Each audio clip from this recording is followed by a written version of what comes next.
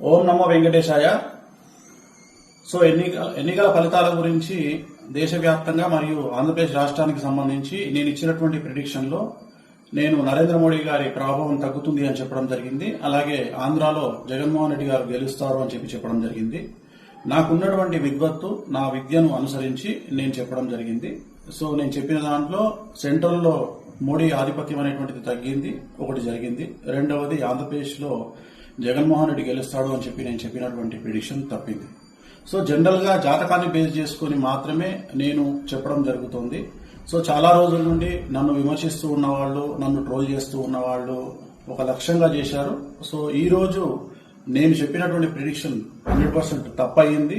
దాంతో ఖచ్చితంగా నేను ఒప్పుకుంటా ఉన్నాను. ఓం నమో వెంకటేశాయ.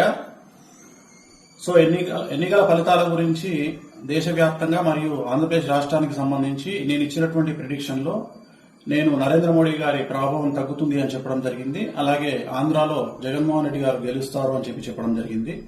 నాకున్నటువంటి విద్వత్తు, నా విద్యను అనుసరించి నేను చెప్పడం జరిగింది.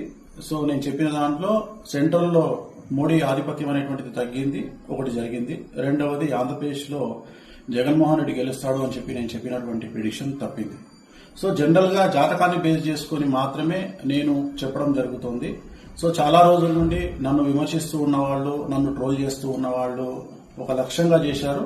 సో ఈ రోజు నేను చెప్పినటువంటి ప్రిడిక్షన్ 100% తప్పయింది. దాంతో ఖచ్చితంగా నేను ఒప్పుకుంటా ఉన్నాను.